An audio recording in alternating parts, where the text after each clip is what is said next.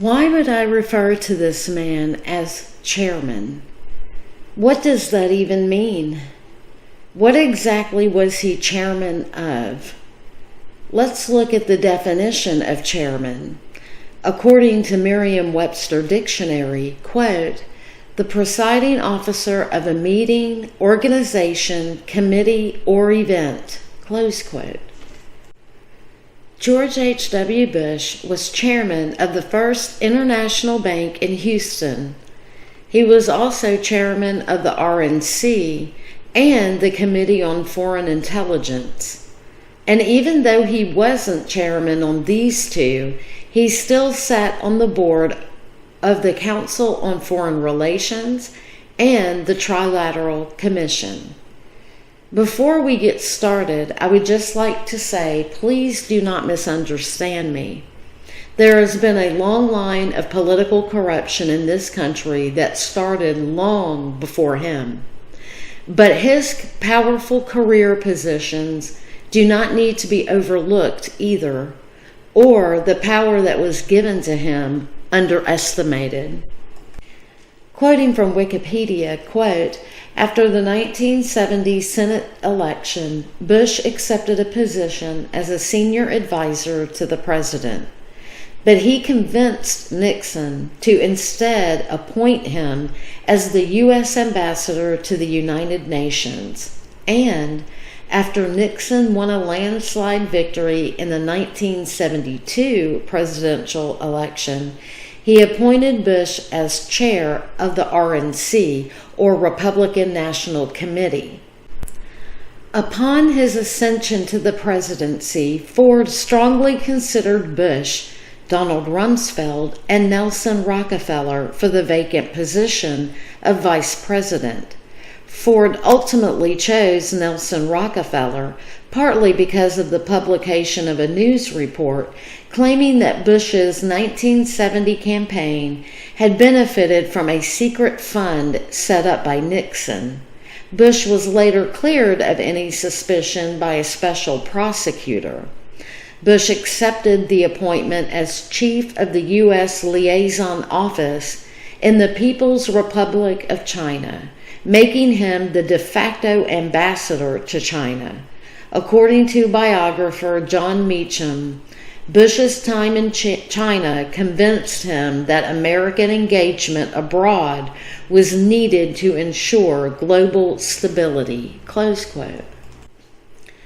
Bush had his fingers on the pulse of globalism, so to speak, with the positions he has already held within the UN and as ambassador to China, upon being looked at for the position of Director of Central Intelligence. On a side note, I would just like to point out here and ask you to tuck this little bit of tidbit of information in the back of your mind for now about the secret fund for George H.W. set up by Nixon. Quoting from the agency's website, quote, as one important goal of his directorship, Bush sought to improve relations between the agency and Capitol Hill, especially in wake of the Pike and Church committees. Being a former member of the House of Representatives, Bush had the ideal background for reconciling the hostility between the two organizations. One clever strategy he employed was arranging a series of dinners held at his home, which were attended by CIA officers and Senator Church. Close quote.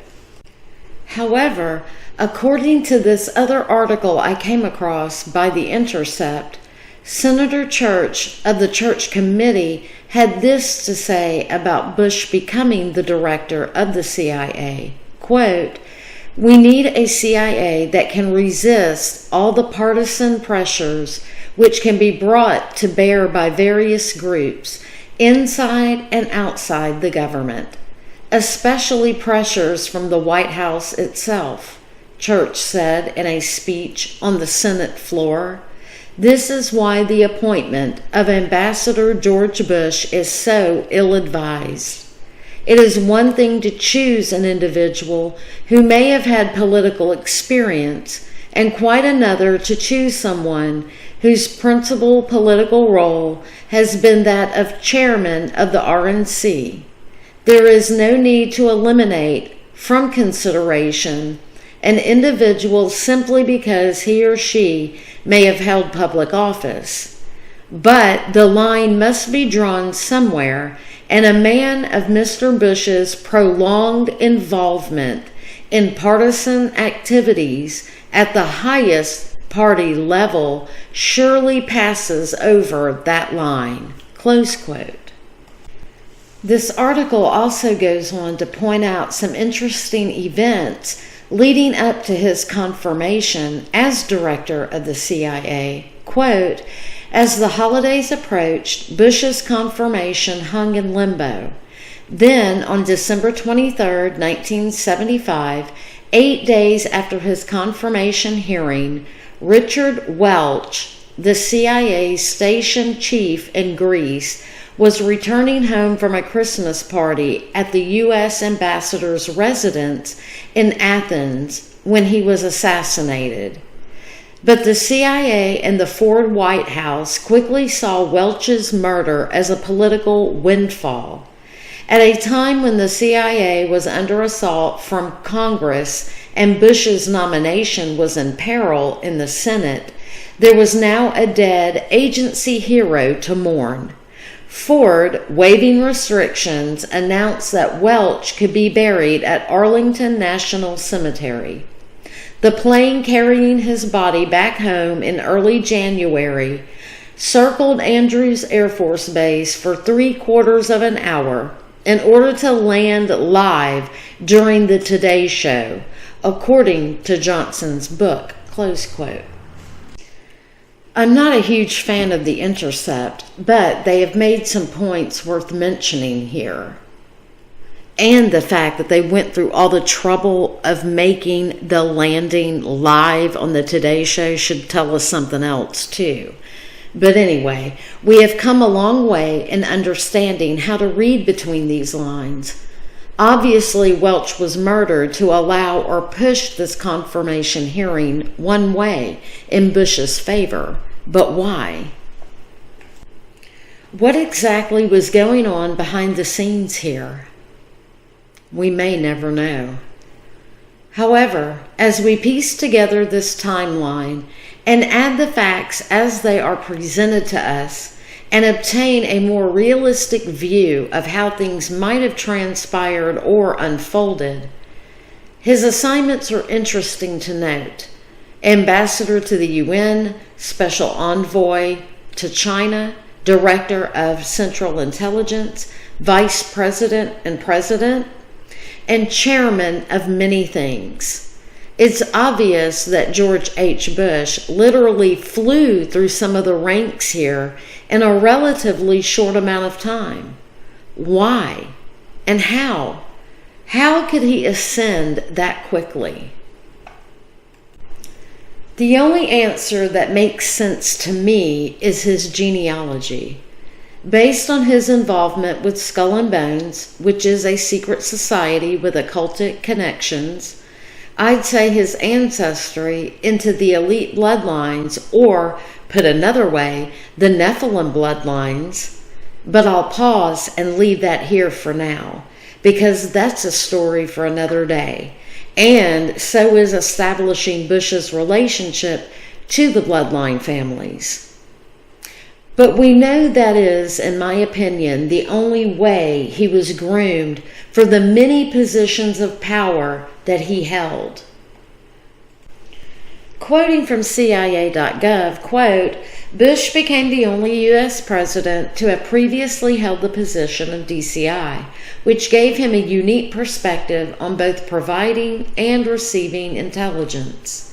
And Ford became the first president to be briefed every day by an agency officer." Close quote.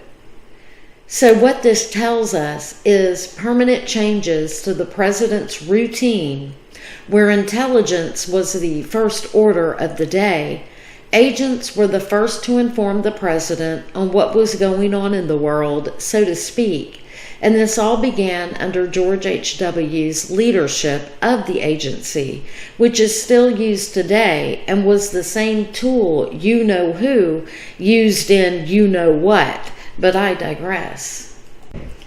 According to Wikipedia, quote, at the 1980 Republican National Convention, Reagan made the last-minute decision to select Bush as his vice presidential nominee after negotiations with Ford regarding a Reagan-Ford ticket collapsed, close quote. So let me point out here that I can't help but to wonder why Reagan made this last-minute decision. Last minute being the key words here. Why would you decide at the last minute who your vice presidential pick is? Could Reagan have been told at the last minute who they wanted as vice president? They being the elite powers behind the throne, so to speak? And I'll leave you with this quote, coming from disgraced John Brennan, should clarify just what George H.W. Bush's intentions were and who he was rubbing elbows with.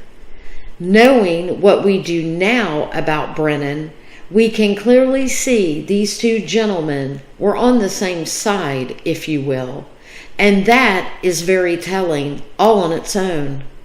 Quote, your legacy resonates deeply, even to this day, from your name on the signs marking CIA headquarters to your advocacy for CIA's value in an increasingly complex world, to your vision of this agency as one unit and one family. Your tenure left a deep impression. This is your CIA in more than just name. Welcome home. Close quote. And since one thing leads to another, enjoy the rabbit hole. Until next time.